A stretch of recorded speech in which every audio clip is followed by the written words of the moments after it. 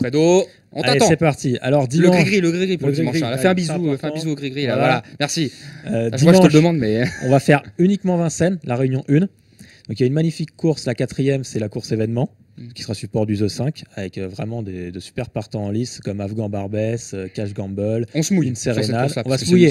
C'est une course compliquée. Parce qu'elle est assez ouverte quand même. Donc, il y a une Sérénade, il y a également Vulcain Godrel qui vient de très bien faire, il y a des Scandinaves comme Alphas d'Avinci et Carabinieri. C'est très très ouvert pour les 3-4 premières places, il y a peut-être 6-7 chevaux qui peuvent aller lutter pour le podium.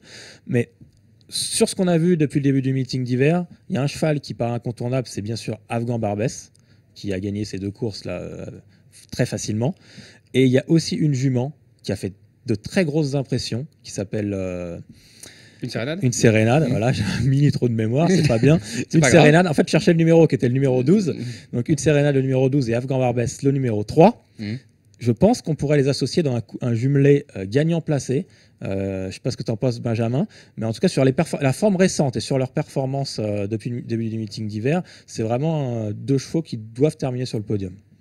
Complètement d'accord avec Fred. Pour moi, c'est le jumelé tamponné du week-end. Vraiment, Afghan Barbès, il a laissé des impressions vraiment folles.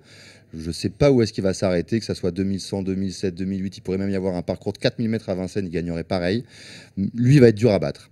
Une Sérénade, la dernière fois, elle a fait 100 mètres de course. Elle a eu le parcours de rêve. Elle est sortie entre les lignes droites. Elle les a laissés sur place. Elle est en plein progrès. La fois d'avant, elle aurait déjà dû battre Cash Gamble qu'elle va retrouver sur sa route. Je pense que dimanche, ça va être une course avec du train qui va servir les intérêts de cette redoutable finisseuse. Moi, je pense que ce jumelé Afghan Barbès, une Sérénade, je suis très très confiant. Donc, je pense qu'on peut tenter un jumelé gagnant Afghan Barbès le 3 avec une Sérénade le 12 pour une somme de 15 €. Et au cas où voilà, c'est une course où il y a 3-4 chevaux qui se tiennent de près, on va aussi faire 10 € en jumelé placé, histoire d'assurer le coup. Mais là, vraiment, je suis très très confiant. D'accord, donc ça c'est pour le premier jeu du week-end. Fred, tu as les clés de l'hippodrome. Tu les as ouvertes avec Shadowgar, on espère. Voilà. Et tu vas la fermer avec qui alors? Tu vas fermer je vais plutôt l'ouvrir. Je parle de l'hippodrome, bien sûr. Donc c'est justement, je vais te faire une petite dédicace dans la 8e course du programme. On va pas faire semblant, j'étais au courant que tu allais en parler. Alors je t'écoute. Donc c'est le numéro 13, Eucalyptus Dumont. Ça va te rappeler de bons souvenirs. My God, je vais l'expliquer après. Donc vas-y, dis-nous pourquoi toi.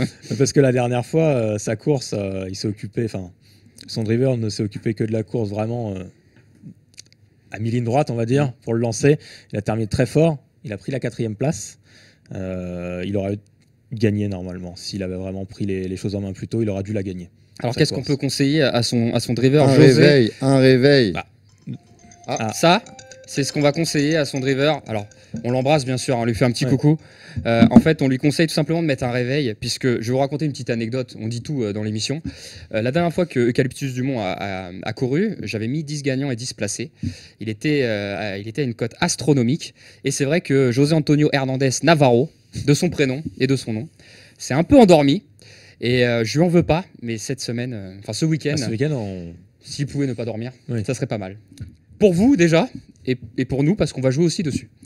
T'es d'accord ou pas, Je suis complètement d'accord, parce qu'en effet, Dimitri, tu m'as montré la course la dernière fois.